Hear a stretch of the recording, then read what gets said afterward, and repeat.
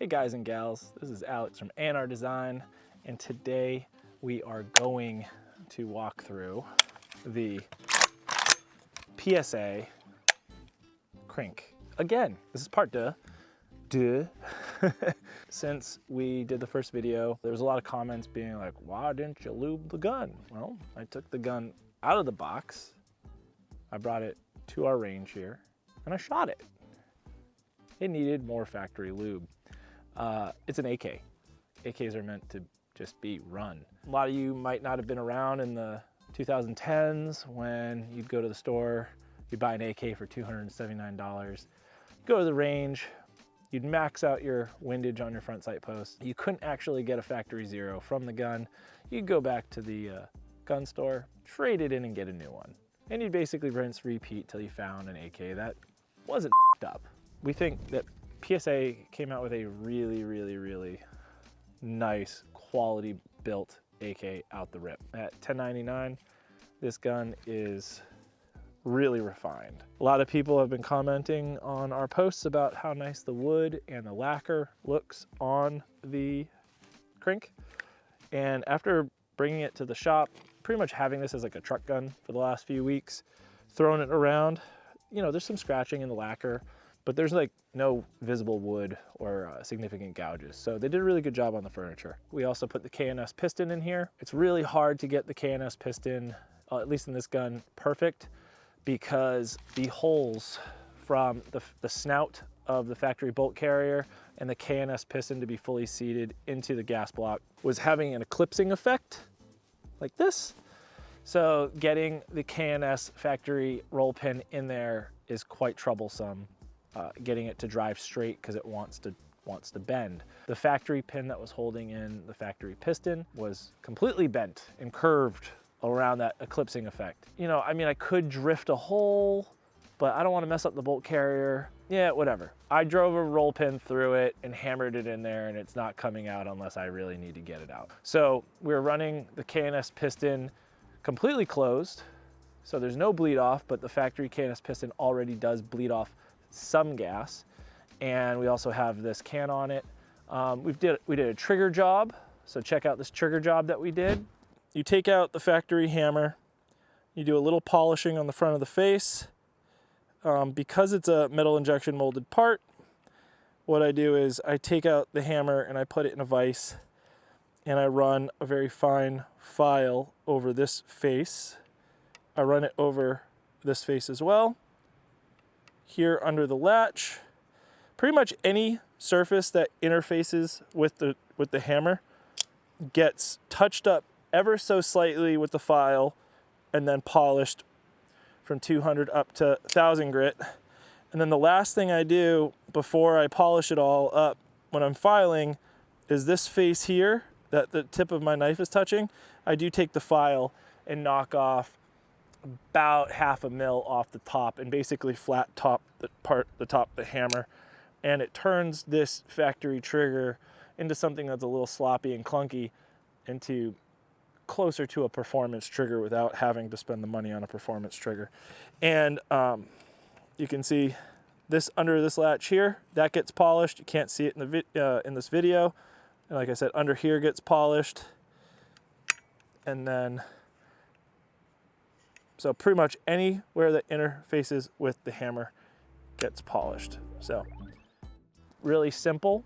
I should just get another AK trigger and show you guys how we do it. But I learned a long time ago from Snakehound Machine how to do triggers, and I've just kind of been doing them like that since, and they've always worked out. We also made this at SBR, so this is a true registered short barrel rifle, and I put an AK-104 FR stock on it and got rid of the Midwest Industries hinge and all that stuff that was back here. Was it a Midwest Industries hinge? It might be, I don't even know. Looked like it. We're also running a Stormworks Picatinny adapter that screws through the dust cover here. It's got 3 screws that come up through the bottom, and it's just rock setted screws in place. I have them on a couple other AKs, I've had no issues. And then we mounted our Anvil Ukon, our very own Anvil Ukon. It's an RMR mount. It also fits the Holosun 508 TX2. Had one kicking around in the safe, threw it on here. I did have to file the front facet here to fit into the sheet metal gap. And then I just used some cold aluminum black to make it look pretty. But again, it's an 8K. It's essentially almost a press fit optic mount onto the Picatinny. So everything is, we added a Blue Forest Gear sling adapter and our very own Ranger Green Link Light A&R sling. Lightest on the market, 100% berry compliant with IR blocking coatings on the materials. This thing is sick. So anyway, this thing is a super soft shooter and we're just gonna put a bunch of rounds through it today. Did you get the shoes? No, I got them because I wanted to wear them.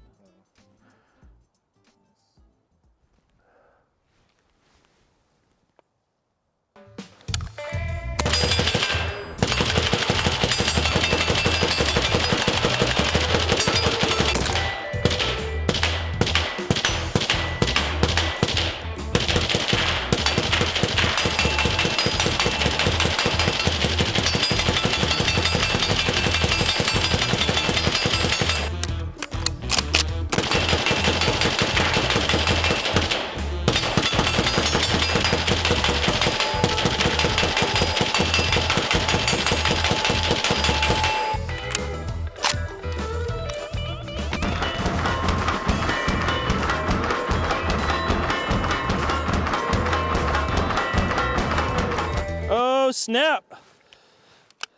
Getting case separation.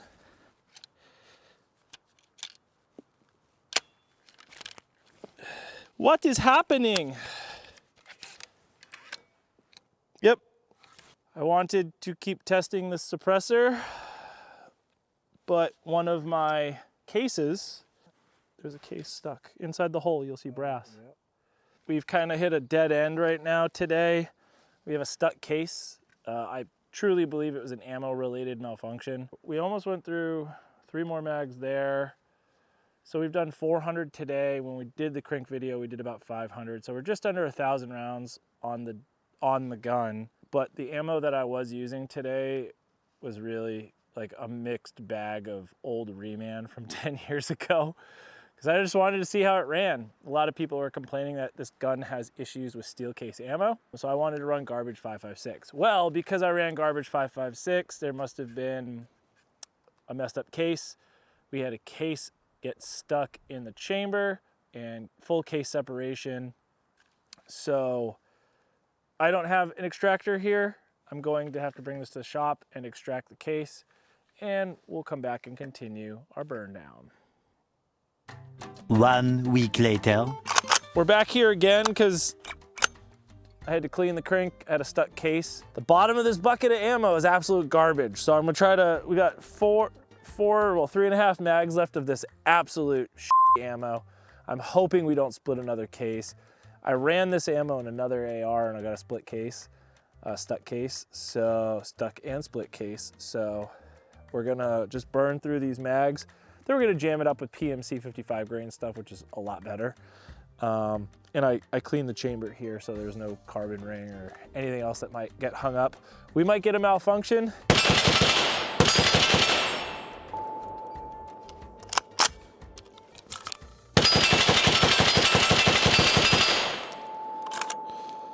So we got the bolt carrier got hung up back here.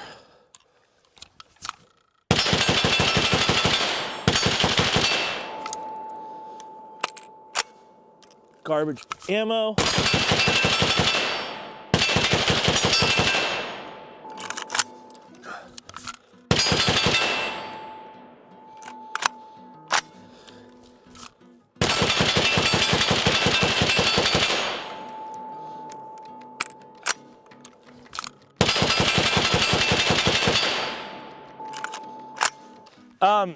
We're getting some failure to feeds today.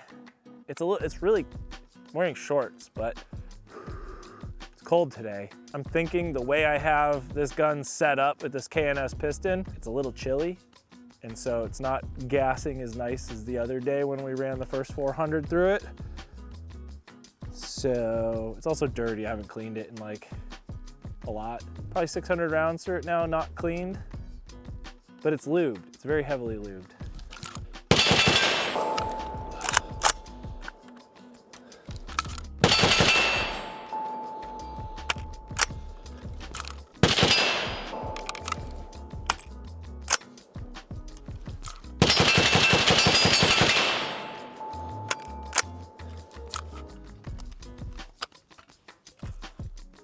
I wonder if the piston backed out. Nope, piston looks good. I have compromised some of the reliability of the system by putting the KNS piston in there and running a higher flow can. So taking out the KNS piston and going back to the factory piston and just running the Putnik would probably be not as soft as a shooter, but obviously super reliable. Ah!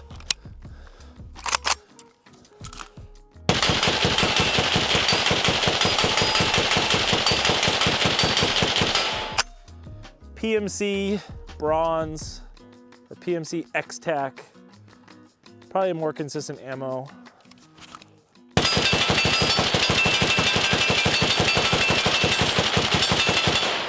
Yep, more consistent ammo means more bullets go down range.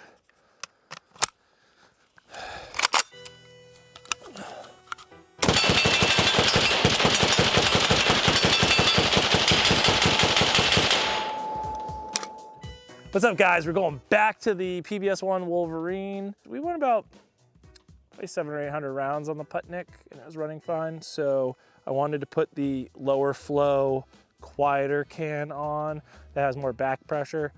Because we were having a little bit of gassing, how cold it is today. We were running some older school Reman ammo. I want to mess with the gassing on the KNS piston and see if it's now like over gassed with the low flow can in this current setup, and see if I want to actually dial the piston to the PBS-1 now. So we'll try this.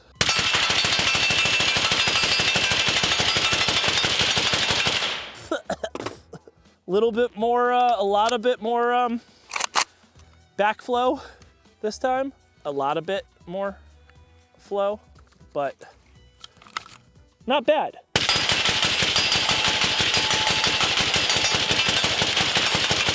Could. Should do it. So I opened up the bleed off just a little bit, like 1.5 rotations. See how that goes.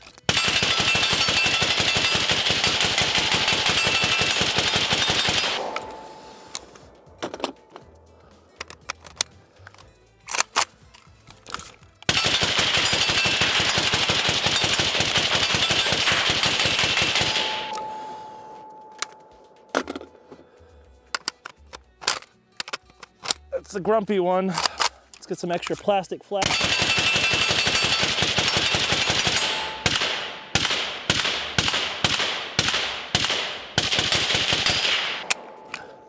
I can feel the heat from the can here.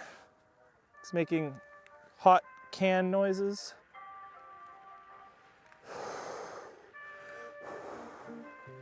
Everything's extra gassy today because of the humidity in the air. It looks like some of the lacquer is even coming out of the wood grain, but it's not on fire yet. So we're gonna put the last 140 rounds through the gun for the day. How many did we do today? Jam mags, 3 total times, plus already jammed mags, so that's 4 times 20, 24 mags. Okay. 24 mags through it, 2 cans.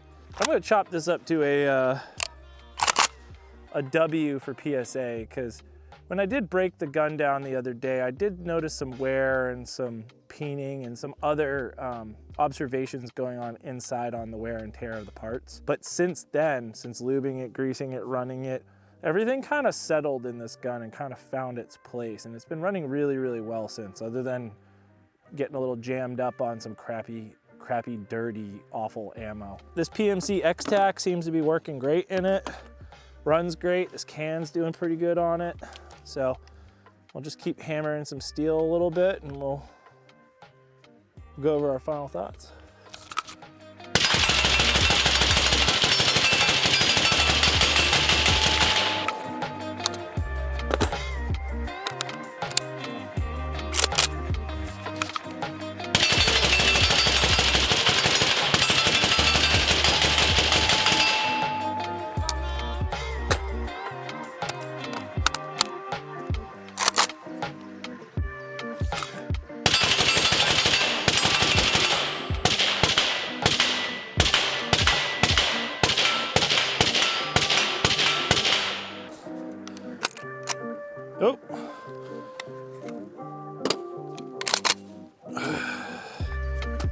Got a little jammed up on that case.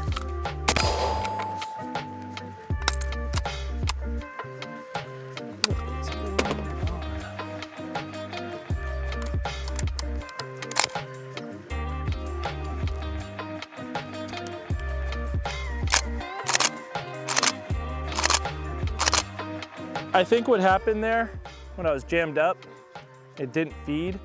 There was like a giant chunk of carbon in the shape of like the edge of the chamber, not the edge of the chamber, but the edge of like where the feed ramp is. This thing is nasty, she's a dirty girl. So I think some carbon and some stuff lifted off of there and just kind of created an interference. You can see the wear and tear on the parts on the bolt and the bolt carrier here. It's nominal right now. Kind of found its place, it's settled. I think all in all, because this gun's hot and melting everything it touches right now. See the can's turning blue and all kinds of shades of something. All in all, I think the PSA Crank is a great platform. It's a great host. I'm not having any issues with it other than some ammunition related malfunctions or debris related malfunctions, but the gun runs. We definitely have broken over 1,000 rounds on the gun.